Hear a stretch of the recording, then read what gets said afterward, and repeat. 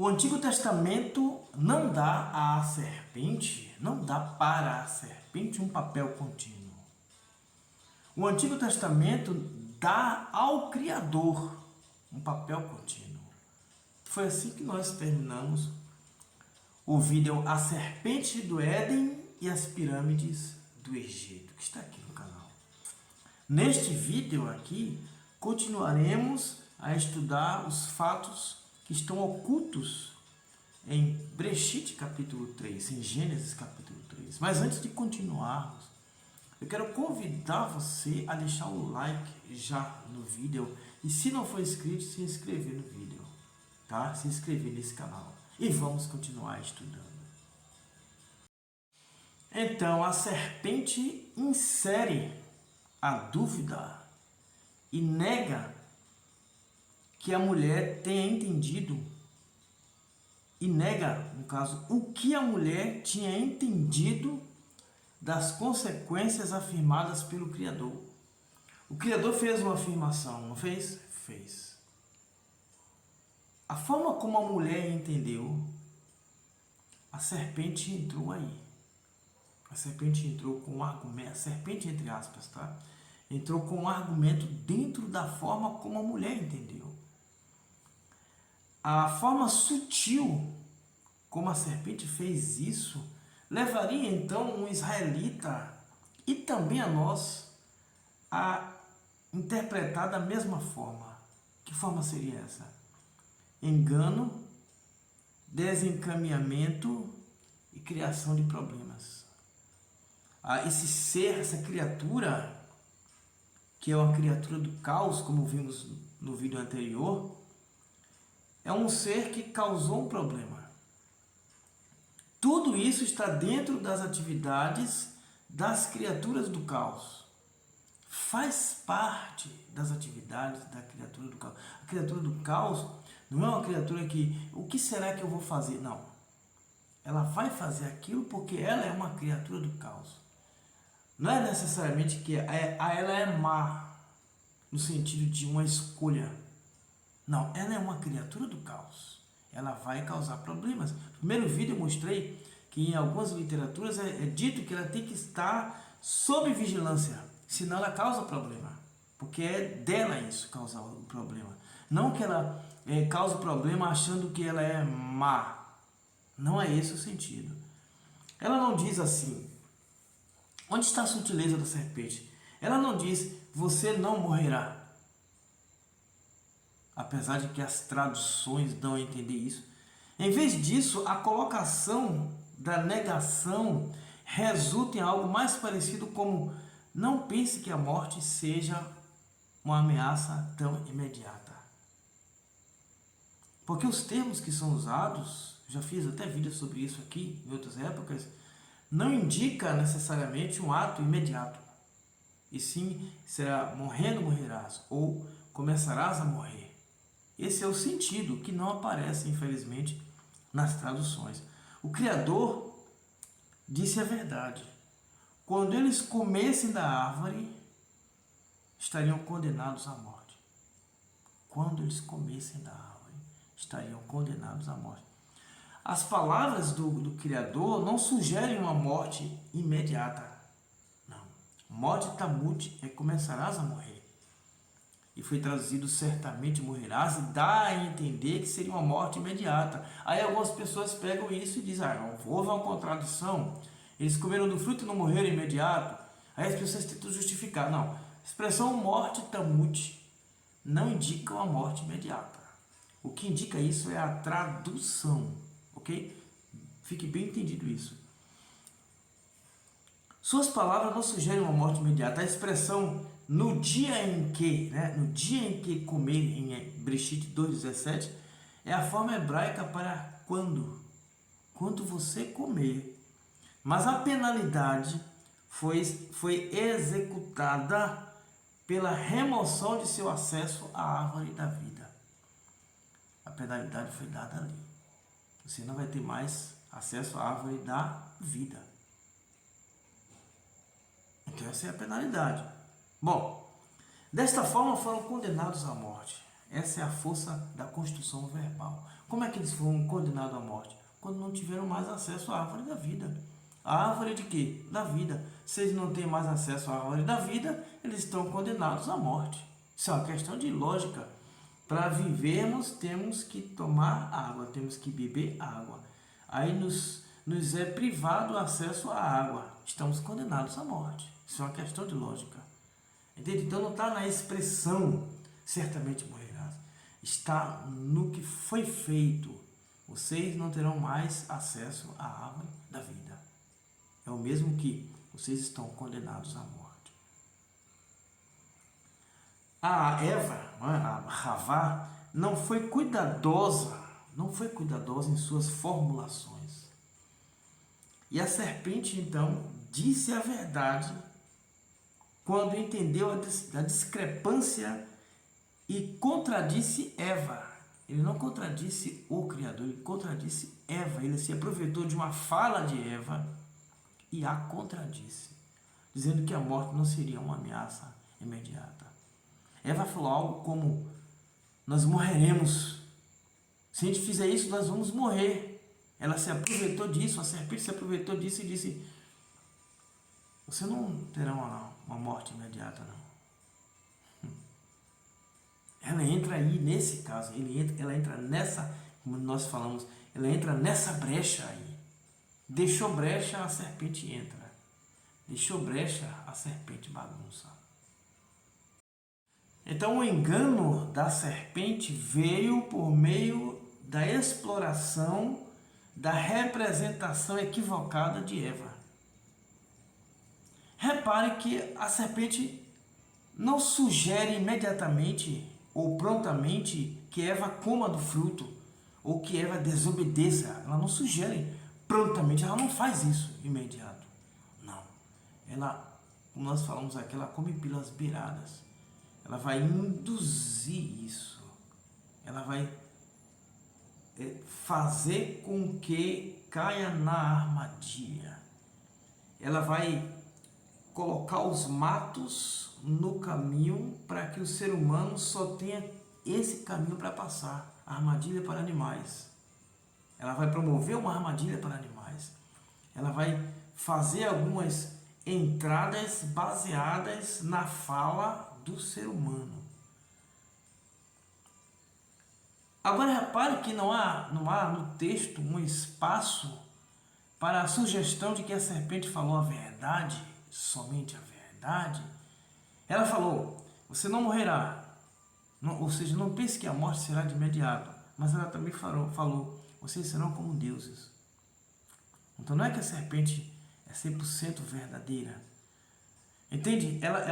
Ela se aproveita das situações. Vocês serão como deuses. Não foi falado isso pelo Criador. Não, vai ser falado depois que acontece. Mas a serpente, essa criatura que estava lá, esse ser superior que estava lá, se aproveita das situações e coloca mais um elemento aí que não havia até então no texto. Vocês serão como deuses. Também não há espaço para afirmar que o Criador estava errado. Ele falou: no dia em que dela comeres, certamente morrerão. Assim que está a nossa versão. A construção, certamente morrerão, ou certamente morrerás, expressa apenas que eles serão, naquele momento, condenados à morte. Que foi o que aconteceu quando o caminho para a árvore da vida foi impedido. Então não houve uma mentira da parte do Criador e não houve uma 100% verdade da parte da serpente. Porém, para que a serpente, para que esse animal, para que esse ser superior chegasse a falar: vocês serão como deuses, teve que ter uma abertura. Essa abertura foi um entendimento equivocado. Então teremos que lutar, entre aspas, para ter o entendimento correto das coisas, para não dar liberdade para essa criatura entrar? Sim. Aí está o segredo da vida, entre aspas. Não dá espaço. Entender da maneira correta para que este ser não entre e não nos induza a fazer algo que não estava planejado. O leitor israelita entenderia que o resultado da ação da serpente foi que o mal se enraizou na humanidade. Não necessariamente, como eu falei no outro vídeo, que a serpente seria um demônio, um satanás, um diabo, não. Se você não assistiu o primeiro vídeo, vai lá, faz esse favor, assiste lá, que eu dei todas as designações no primeiro vídeo, tá certo? O vídeo que eu falei isso foi a serpente do Éden e as pirâmides do Egito. Assiste esse vídeo para você entender melhor do que está se tratando esse segundo vídeo sobre este mesmo assunto, tá bom? Vejam que a partir de Bereshit 3:15, a partir de, tá certo? Não antes, a partir de Bereshit 3:15, passa a existir uma batalha contínua representada entre os humanos de um lado, geração após geração, e a serpente do outro, a semente ou descendência da serpente. Curiosamente, não há um registro de imediato de que a serpente seria a protagonista da história. Não, o relato é bem claro. O descendente de um contra o descendente de outra. Descendente da serpente, ou semente da serpente, não se refere às futuras gerações de serpentes, mas ao mal que a serpente causou. Esse mal que a serpente causou vai ser perpetuado nas gerações futuras. Note mais uma vez que a serpente em si não ganha um lugar especial. Você já notou isso no texto? Não ganha. Tem um relato dela, a inserção dela, e depois ela sai de cena e não entra mais em cena. Não entra mais em cena. E esta serpente ficará no texto para trás, vai ficar para trás. Mais tarde é que algumas pessoas exaltaram, até hoje, exaltam a serpente a um status que não é dela. Eu mostrei no primeiro vídeo, a serpente não tem status. Existe um registro de que Horus esmagou a cabeça da serpente. Ela não tem status. Ela só tem status para quem dá status. Mas ela é uma das muitas criaturas do caos. Ela não é a criatura especial do caos. Ela é apenas mais uma. Este versículo não demonstra, 3:15, não demonstra quem será o vencedor. Não mostra isso. Um ferirá a cabeça, outro ferirá o calcanhar. Não demonstra quem vai ser vencedor. Indica, sim, que será uma contínua troca de golpes mortais. Um pisa na cabeça é um golpe mortal. Outro fere o calcanhar, um golpe mortal. No primeiro vídeo eu mostrei isso. Por que é um golpe mortal? De onde vem isso? Aí você tem que ir lá e assistir. Agora vocês lembram do nosso questionamento inicial? O que uma criatura do caos estava fazendo no jardim, que era o centro da ordem do cosmos? Como assim? O centro da ordem do cosmos, naquele momento, aquele jardim, com os seres humanos que lá estavam, e uma criatura do caos estava lá dentro. Como assim? Bom, quando analisamos o texto de uma forma mais atenta, descobrimos que nunca houve, isso aqui é incrível, né? Nunca houve indicação de fato de que a serpente estivesse no jardim. Não há essa indicação. Por que as pessoas imaginam que a serpente estava no jardim? Porque quando você faz a leitura do texto de forma rápida, desatenta, você vai pegar as seguintes informações. Foi feito, o ser humano colocado no jardim. E logo depois tem o relato da serpente se comunicando. E você é levado a pensar que a serpente está no jardim. Mas como em várias outras situações em Breshit, existem tempos ali. Existem lapsos de tempos ali. E esse texto não é diferente. Nunca houve indicação de que estivesse a serpente no jardim, muito menos na árvore. Não há essa indicação. Há indicação de uma comunicação, sim. Mas onde estavam? Então, como aquele casal encontrou a criatura? Como foi que aconteceu? Bom, a tarefa do casal no jardim não necessitava sua constante presença. Ou seja, eles não estavam presos ali dentro.